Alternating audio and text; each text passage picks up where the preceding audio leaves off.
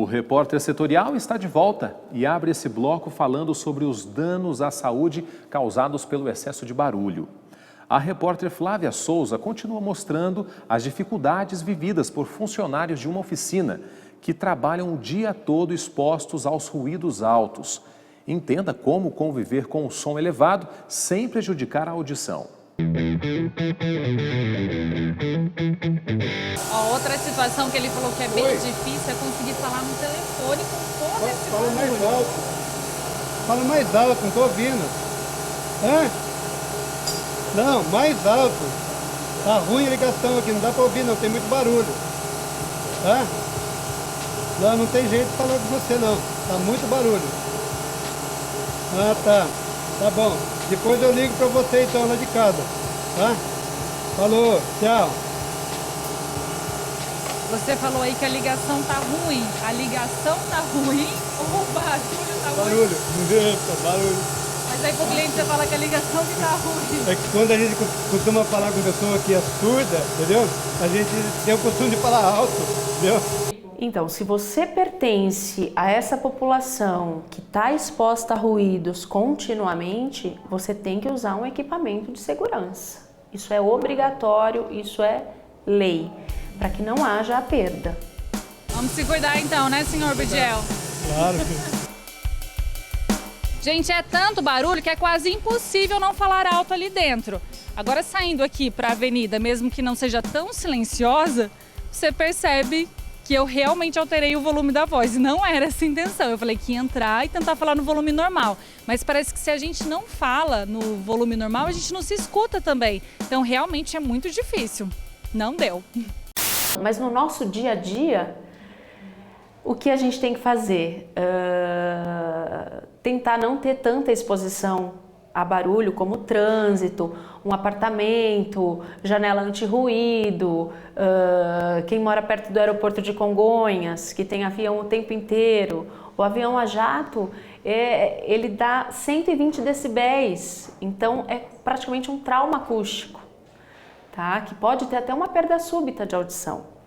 Então seria mais medidas preventivas, como vedar a sacada com vidros, as ruas, uma coisa que as prefeituras até vêm fazendo isso, diminuir a velocidade máxima, porque um carro que trafega 90 km por hora, ele causa mais ruído do que um carro que trafega a 60 ou 70. Tá? Isso diminui mais ou menos em torno de uns 5 decibéis, que para a nossa audição já é importante. Então são medidas gerais como a lei do silêncio, a medição dos ruídos em cada estabelecimento, em cada casa noturna. E a gente tentar fugir um pouquinho disso na nossa residência, que às vezes é difícil, mas até mesmo com a televisão mais baixa, as pessoas conversarem mais baixo, porque existe uma curiosidade. Para você entender o que eu estou falando, eu preciso falar 10 decibéis mais alto do que a nossa conversa, do que a sua audição permite, porque senão você não consegue me entender, tá? Então, as medidas preventivas são basicamente essas, a gente fugir do barulho.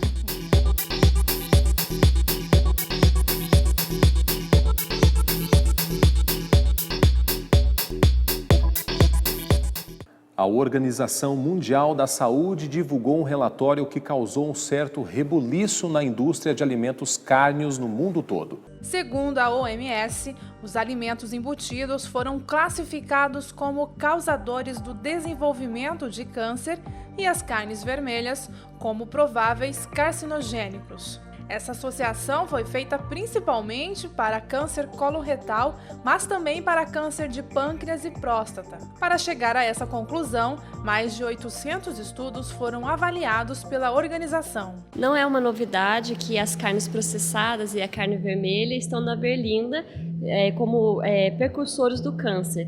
Esses estudos já vêm sendo feitos há algum tempo. Ele voltou à tona agora num novo formato, mas que a OMS já tinha alertado, o INCA também, que esses tipos de produtos eles são precursores do câncer. A notícia, divulgada em todas as mídias, impactou as pessoas de várias formas. Assustou, né, na verdade, porque eu acho que a gente não tinha tanto conhecimento em relação a isso, mas deu uma assustada grande, assim, apesar que eu não faço muito consumo dessas carnes e tudo mais, mas assustou bastante. Em casa a gente já não é de comer assim, né? Porque a minha filha ela gosta mais de grão de bico, lentilha.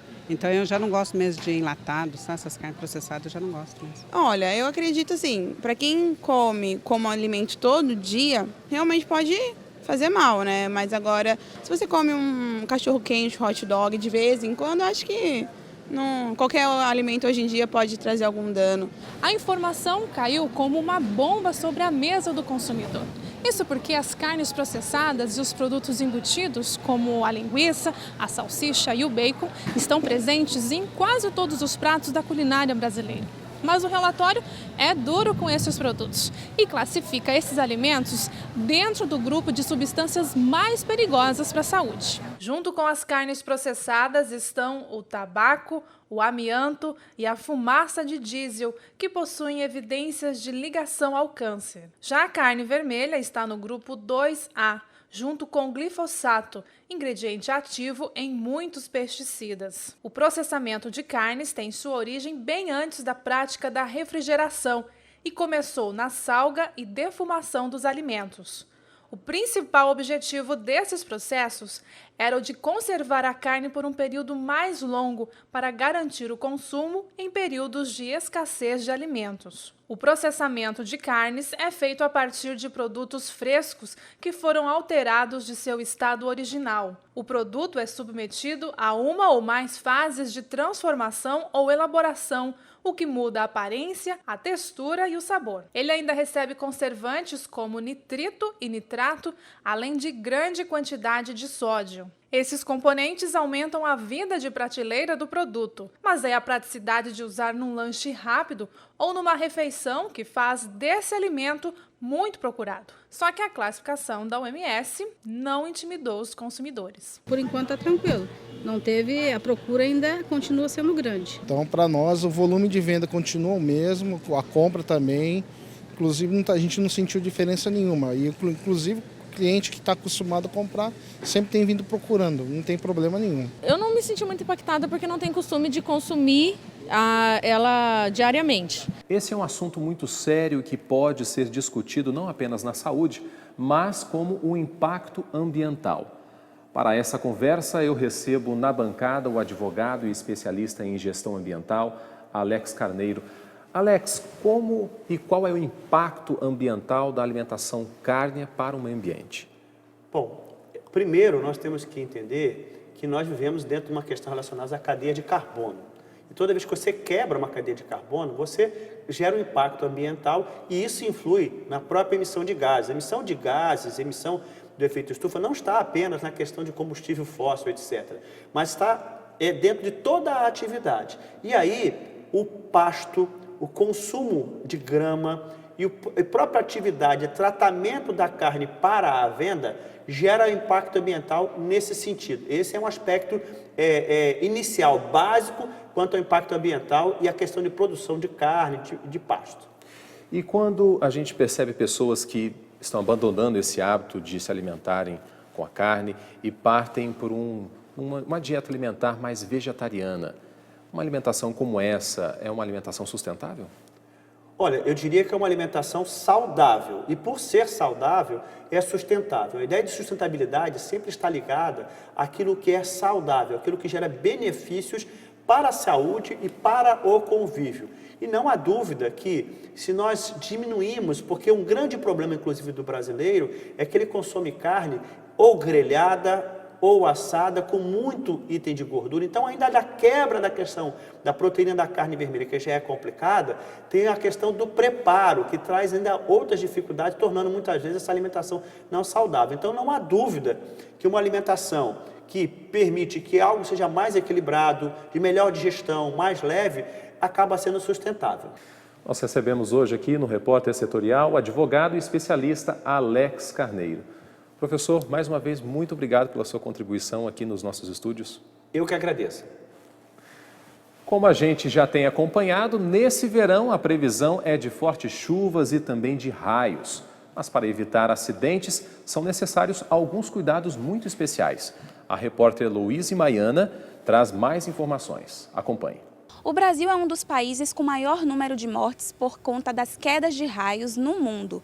Aqui no Vale do Paraíba, nesse período de verão, aumenta também a incidência desses raios e aumenta ainda mais nas cidades do litoral norte. Hoje quem está aqui comigo é o coordenador da Defesa Civil, Tenente Hélio Paiva, que vai nos falar um pouco mais sobre como se prevenir de acidentes por conta dos raios. Tenente, o que a gente pode fazer para evitar acidentes por conta da queda dos raios? Realmente, 80% das vítimas de raio no Brasil poderia ser evitado se a pessoa tomasse uma simples precaução. A pequena mudança do tempo, a pessoa já procurar um abrigo, uma edificação, para não ficar em área aberta. Se estiver na praia, ficar dentro de um veículo, até passar o temporal. Então, são medidas simples que evite que a pessoa seja surpreendida pelo raio. Agora, uma coisa muito importante falar também é que as pessoas relacionadas a raio se procede por autoconfiança ou talvez por desinformação e é aliado àquele pensamento que não vai acontecer com a pessoa e acaba ficando em local aberto e são atingidos pelos raios. E quais são as principais dicas? No momento da queda de um raio, desligar os aparelhos eletrônicos, pode servir de auxílio também para evitar algum tipo de acidente, entre outras dicas? Então, uma coisa importante, em residência, desligar todos os aparelhos elétricos da tomada. Nós tivemos recente em São Paulo, na Avenida Paulista, um raio caiu num prédio que tinha os para-raio, mas uma pessoa estava no telefone ligado à rede e acabou morrendo. Então, tem que ter esses cuidados, afastar da rede elétrica, evitar manusear objetos metálicos, ficar em áreas abertas, em sacada de prédio, ficar principalmente próximo de cerca, próximo de veículos, que tudo atrai o raio. Então, o raio, normalmente, ele pega o ponto mais alto. Onde a pessoa estiver, o raio, a parte mais alta, acaba sendo atingido. Muito obrigada, Tenente. Então fique aí com essas dicas para evitar acidentes por conta das quedas dos raios. Louise Maiana, repórter setorial. Veja depois do intervalo. Realçar traços físicos com um pouco de criatividade. Conheça as curiosidades das caricaturas. Quer ver? É daqui a pouco.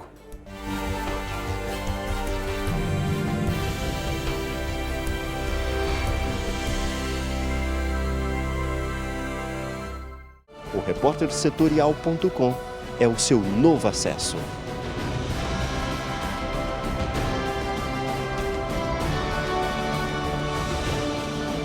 É nossa terra no ar.